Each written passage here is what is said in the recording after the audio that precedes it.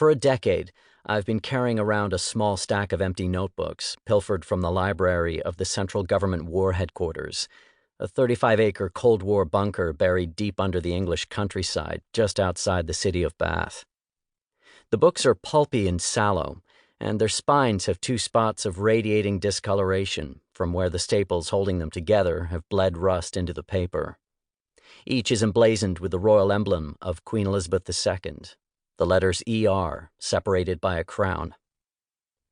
Each book is also stamped SO Book 3. I've always assumed the SO stood for Special Operations, and that 3 must be a government code for the type of notebook it is. 48 ruled pages. I could never confirm this because the internet provided no answers as to their production or provenance. What I can tell you is that if during the Cold War years World War III had unfurled and London had been obliterated by a nuclear strike, the thoughts of the survivors might have been recorded in those pages. I often wonder about the words that might have been written in them, and I ponder that if those words had been written, I might not be alive to read them.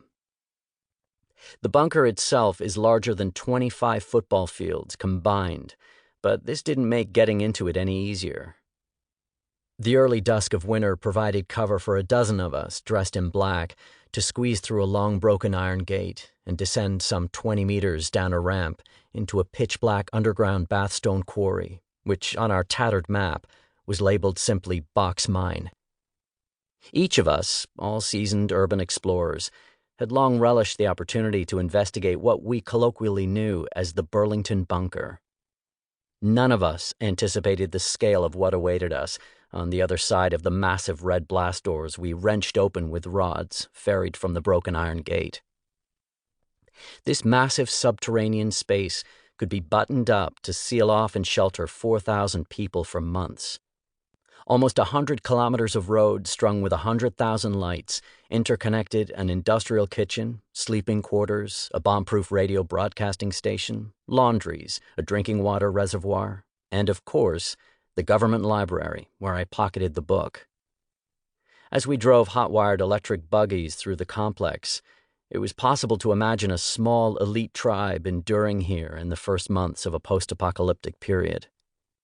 What those residents would find when they finally opened the blast doors and walked back up the ramp was more difficult to envisage.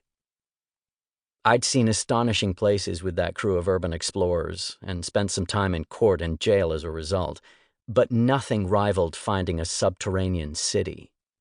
For a decade after visiting the Burlington Bunker, I kept the notebooks with me, still unfilled, waiting for a story worthy of them. I finally saw my chance in 2016 when the secret city was put on the market for £1.5 million. One of the prospective buyers was an American called Robert Vicino. Founder and CEO of the Vivos Group, Vicino was a property developer with a difference. His pitch was both doomsayer and savior. Convinced that the collapse of civilization was imminent, he was all over the internet, speaking in a booming register of pandemics, floods, riots, and war. The end of the world as we know it. He lambasted skeptical journalists who sought to interview him for their naivety and unpreparedness, and suggested the government would leave us behind to fend for ourselves when things began to fall apart. In the face of this catastrophe, the Vivos Group offered buyers a chance at survival. A life assurance solution, as Vicino described it, a way to cross through those hazardous troughs. In Burlington, he saw an opportunity, a perfect venue for constructing a private bolt hole to ferry a small percentage of the world's population through that collapse. Imagining the bunker filled with paying clients rather than government officials was the beginning of my descent into prepper culture. As I would find over the next few years, there were many like Vicino with similar visions, a group of doomsday capitalists I came to call the Dread Merchants.